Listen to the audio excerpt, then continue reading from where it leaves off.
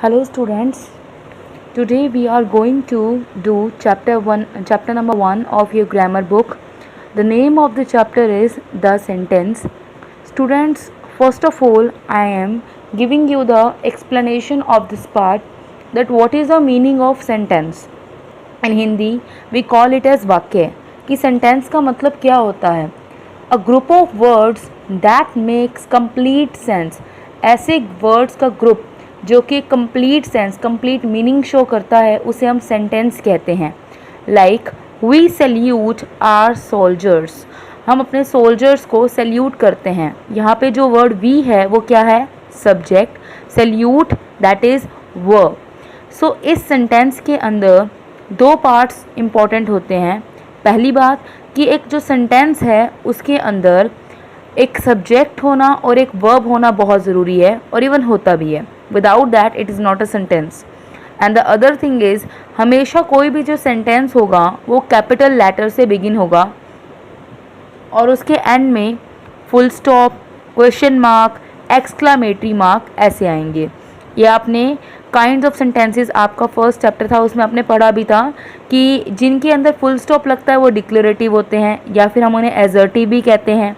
जिनके एंड में question mark लगता है वो इंटरोगेटिव होते हैं, और जिनके एंड में एक्सक्लामेटरी मार्क लगता है वो एक्सक्लामेटरी सेंटेंसेस होते हैं. अब आपके पास नेक्स्ट टॉपिक आता है फ्रेज़. फ्रेज़ का मतलब क्या होता है? ऐसे ग्रुप ऑफ वर्ड्स जो कि कुछ तो सेंस रखते हैं लेकिन पूरा नहीं, मतलब वो अधूरे होते हैं. उसके अंदर ना ही सब्जेक्ट होता है ना ही वर्ब होता है, उसके अंदर एक कंप्लीट मीनिंग नहीं शो होता.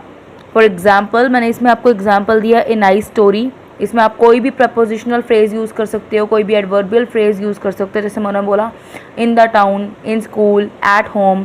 तो ये एक कंप्लीट सेंस शो नहीं करते, ना ही इसमें सब्जेक्ट है और ना ही इसमें वर्ब है. Next is close. ऐसे वर्ड्स का ग्रुप जो कि कंप्लीट मीनिंग शो करते हैं उन्हें हम क्लोज कहते हैं. इसमें सब्जेक्ट भी होता है और वर्ब भी होती है. अब इसके अंदर भी टू टाइप्स हैं क्लोज के. पहला इंडिपेंडेंट क्लोज और दूसरा dependent clause. Now what is the difference between independent clause and dependent clause? See, जो सेंटेंस है, जो क्लोज है, अगर वो अपने आप में अकेला खड़ा हो सकता है, that is known as independent. उसे किसी के सहारे की ज़रूरत नहीं है. उसमें सब्जेक्ट है, वर्ब है, पूरा वो कंप्लीट सेंटेंस है, ऑब्जेक्ट भी है. लेकिन एक ऐसा क्लोज जिसके अंदर वो अपने आप में कंप्लीट सेंस शो नहीं करता और उसे दूसरे के ऊपर डिपेंड करना पड़ता है अपने आप को कंप्लीट करने के लिए, that is known as dependent clause. For example, in this case, although he was unwell he went to school. तो यहाँ पे जो ही वेंट टू स्कूल है वो कौन सा क्लोज है? वो है इंडिपेंडेंट क्लोज. और जो डिपेंडेंट है वो कौन सा क्लोज है? Although he was unwell he went to school. ये पूरा है बिकॉज इसमें ही सब्जेक्ट है, वेंट यहाँ पे वर्ब है, स्कूल वो कहाँ गया? स्कूल गया, ऑब्जेक्ट.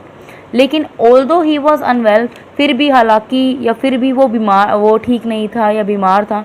तो ये सेंटेंस जो है वो आपको कंप्लीट सेंस शो नहीं कर रहा है, ये अधूरा है. हाँ, हालांकि वो बीमार था, आगे कुछ इसका मीनिंग निकला नहीं.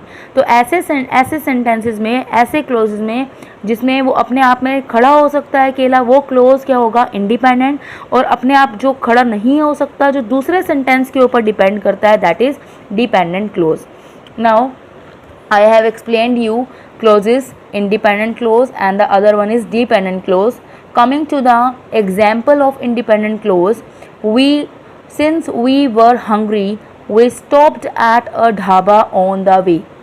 अब देखो, we stopped at a dhaba on the way, ये अपने आप में complete sentence है क्योंकि इसके अंदर we सब्जेक्ट है, stopped verb है, ढाबा यहाँ पे ऑब्जेक्ट, कोई प्लेस हो गया एक तरीके से.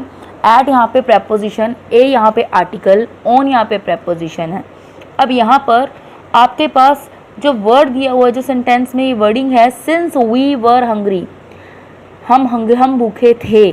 तो यहाँ पे सिंस वी वर हंग्री से कंप्लीट सेंस शो नहीं होता, इसलिए ये कौन सा सेंटेंस में माना जाएगा? डिपेंडेंट. और we stopped at a dhaba on the way कौन सा माना जाएगा? Independent. Students, one more thing I want to clear it. You should not be having any kind of doubt in your mind, that is, this chapter whatever notes I am providing you, as in case of PDF, you have to note down this in your notebook.